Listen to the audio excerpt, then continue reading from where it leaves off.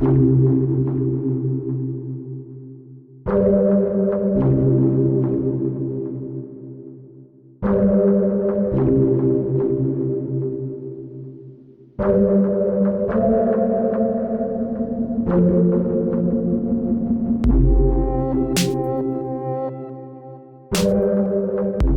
fasziniert am Meer, dass es einfach eine sehr große Anziehungskraft hat. Und ich weiß nicht genau, warum das so ist, aber ich glaube, es ist so, weil das Meer einfach eine riesengroße Fläche einnimmt auf unserer Welt.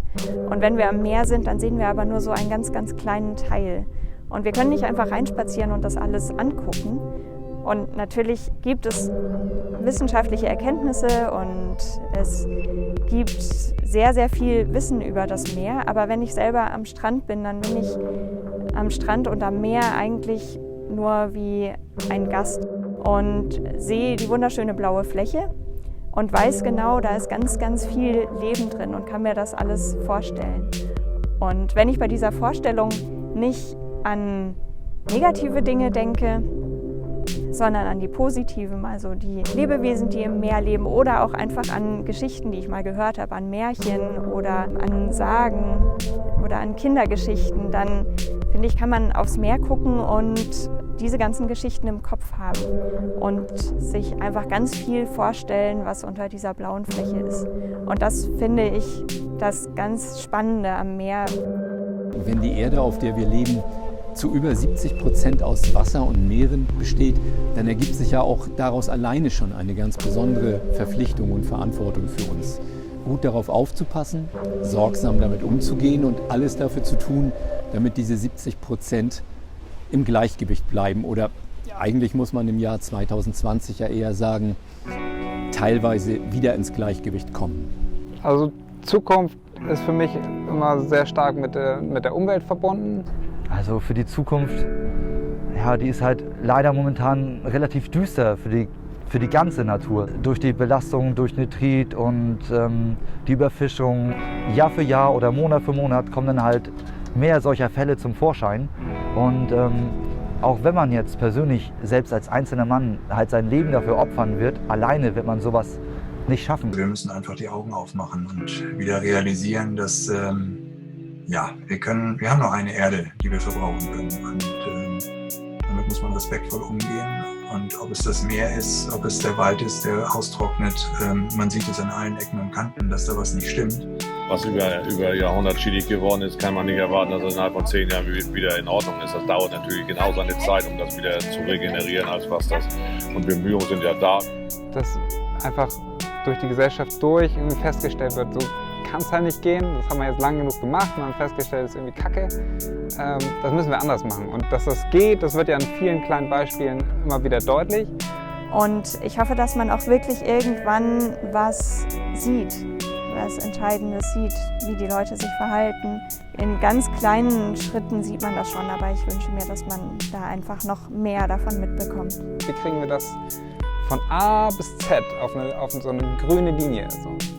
Das wäre so mein Wunsch.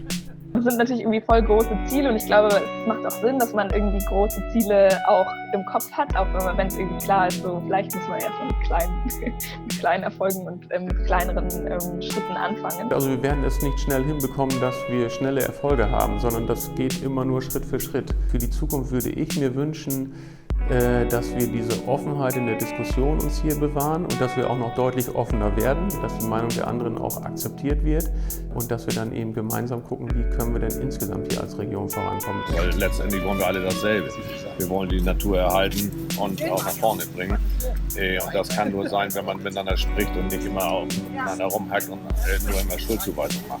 Meine persönlichen Ziele sind, möglichst vielen jungen Menschen zu zeigen, dass ein Leben mit der Natur deutlich gesünder und nachhaltiger ist als ein Leben gegen die Natur.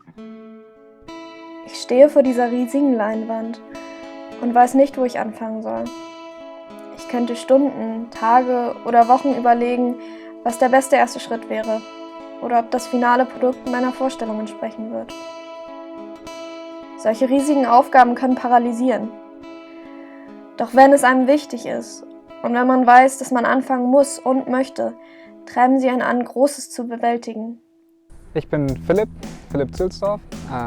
Ich komme hier von der Wasserkante. Für mich ist ein wesentlicher Lebensinhalt die Küste, das Meer. Das war schon immer so, als Kind schon immer auf dem Wasser gewesen mit meinem Großvater und meinem Vater. Und später dann auch meine Berufung darin gefunden. Ich habe Wasserbau auch studiert. Das heißt, jetzt gehe ich nicht nur regelmäßig aufs Wasser zum Segeln, sondern ich habe auch die schöne Aufgabe, viele Häfen neu zu bauen. Mein Name ist Günther Hoffmann. Ich betreibe den erlebnispädagogischen Anbieter Even Nature in Sunzacker an der Schlei. Wir sind mit Menschen auf dem Wasser unterwegs und versuchen den Menschen die Natur näher zu bringen, indem wir mit ihnen rausgehen. Die Grundmotivation ist die, Menschen wieder in den natürlichen Kreislauf zu bringen. Menschen wieder dazu zu bringen, die Augen zu öffnen. Ich komme ursprünglich nicht vom Meer, ich komme aus Mitteldeutschland. Meine Eltern sind früher viel an die Küste gefahren und haben dort Urlaub gemacht mit uns. Der Facettenreichtum, gerade an der Schlei oder auch an der Ostsee, mit dem Wetter, das Zusammenspiel zwischen Wetter und Meer, das ist das, was mich reizt und was mir Spaß macht, gerade weil man auch in Schleswig-Holstein viele unterschiedliche Lichteinflüsse, Farbeneinflüsse am Meer sehen kann. Und das ist immer besonders und kann sich von Minute zu Minute ändern. Ich bin Martina Krivi. Also seit ungefähr 9 Jahren arbeite ich freiberuflich im Bereich Bildung für nachhaltige Entwicklung. Ich habe eine Anstellung bei Brot für die Welt im Diakonischen Werk in Schleswig-Holstein und bin da Bildungsreferentin.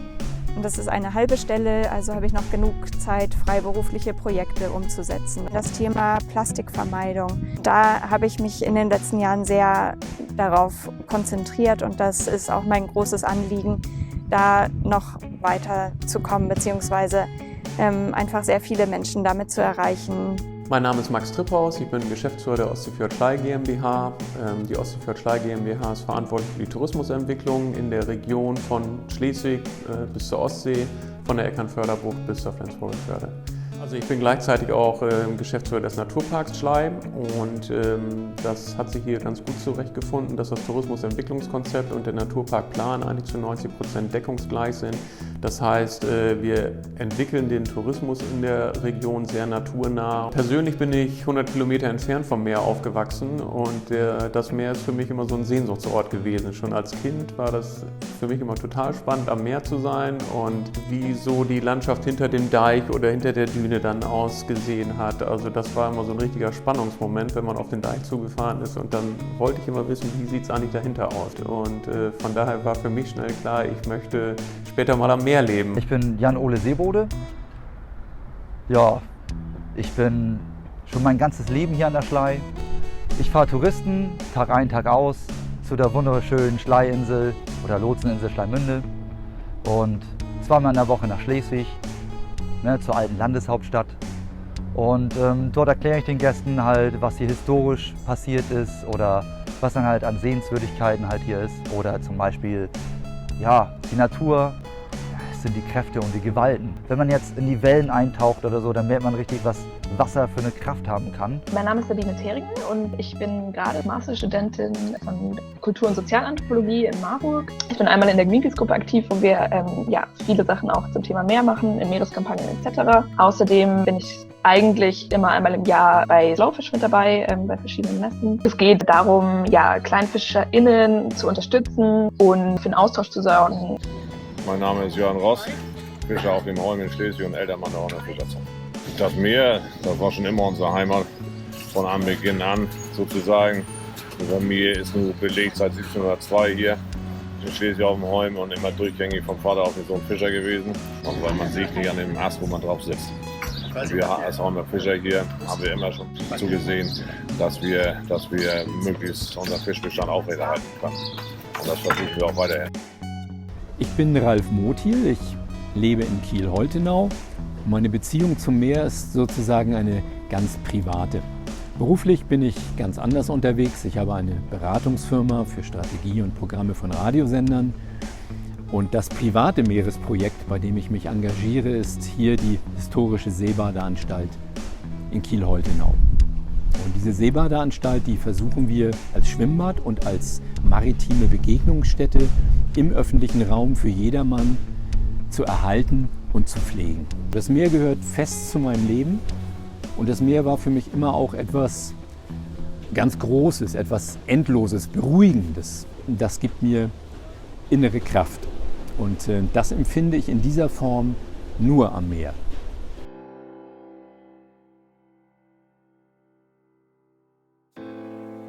Wie die Pinselstriche auf meiner Leinwand bilden diese Menschen und Projekte das Bild unserer Zukunft. Der Prozess ist lang und schwer. Auf meiner Leinwand mache ich Fehler, finde Herausforderungen und Zweifel an meinem Fortschritt und meinen Fähigkeiten. Manchmal bin ich mir nicht einmal sicher, ob meine Arbeit überhaupt etwas bringt.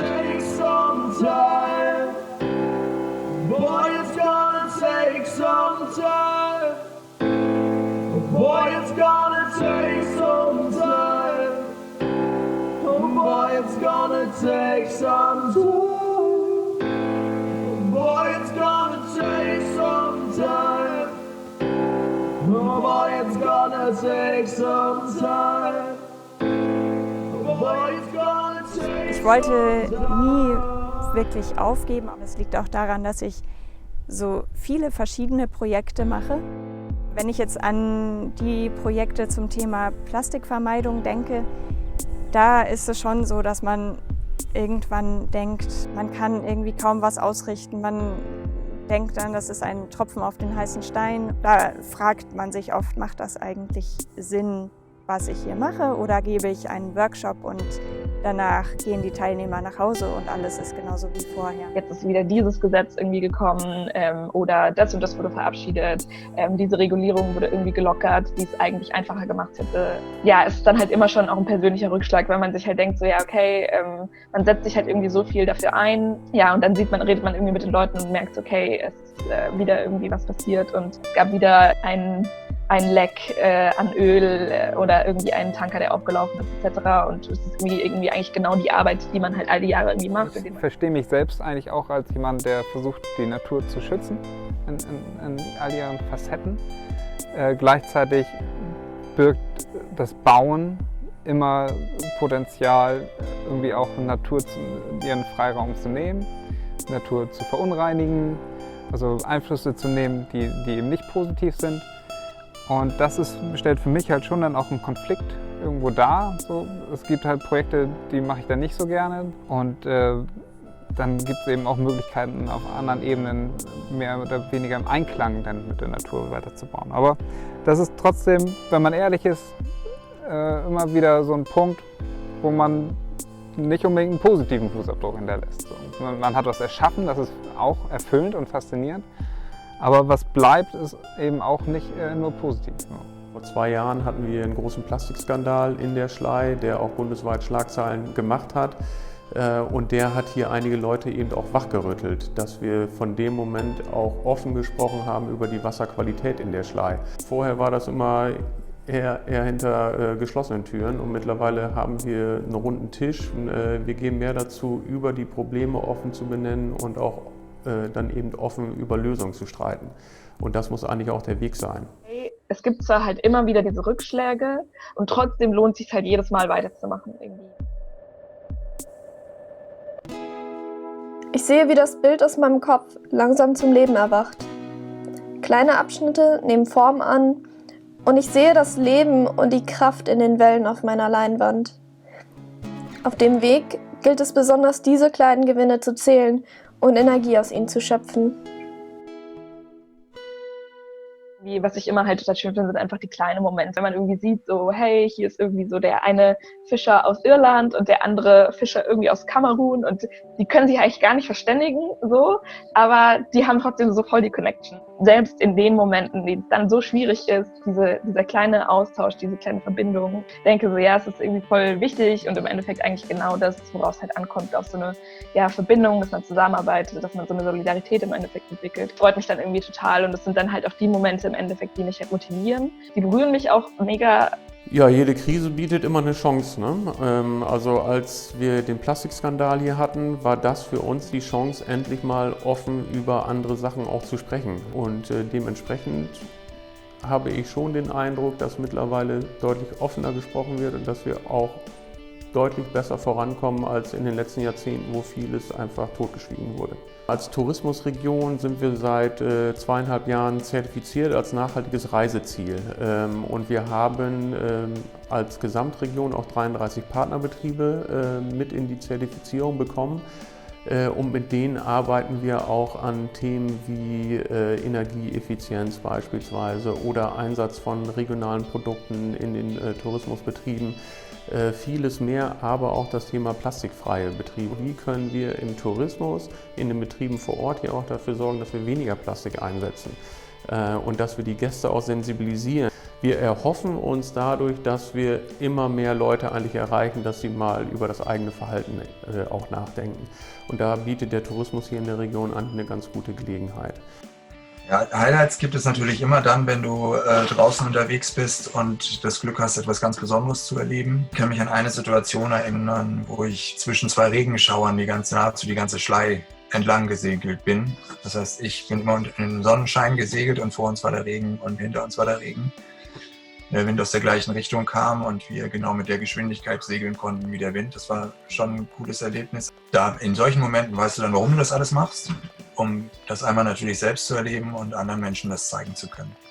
Dieses Urvertrauen, das kommt bei manchen wieder raus und das sieht man dann am Lächeln, an den Augen. Also gerade bei Jugendlichen, wenn wir die Handys einsammeln für eine Woche, so am Ende der Woche, die reden plötzlich wieder miteinander, also so richtig. Beruhigend ist immer zu wissen, dass es schon immer wieder auch Schüler gibt, die dann vergessen, nach dem Handy zu fragen, wenn sie wieder da sind. Es ist einfach schön zu sehen, wenn das, was du selbst liebst, auch andere glücklich macht. Und genau das erlebst du hier auf der Seebahneanstalt.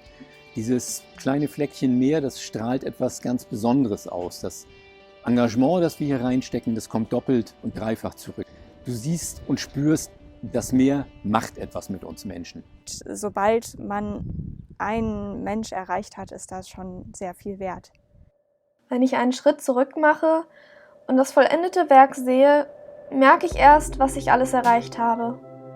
Mein Tunnelblick weitet sich und ich nehme das Bild zum ersten Mal in seiner Gänze wahr. Die Früchte meiner Arbeit vor mir zu sehen, ist ein unbeschreibliches Gefühl. Doch dort sind wir mit dem Meer noch nicht angekommen.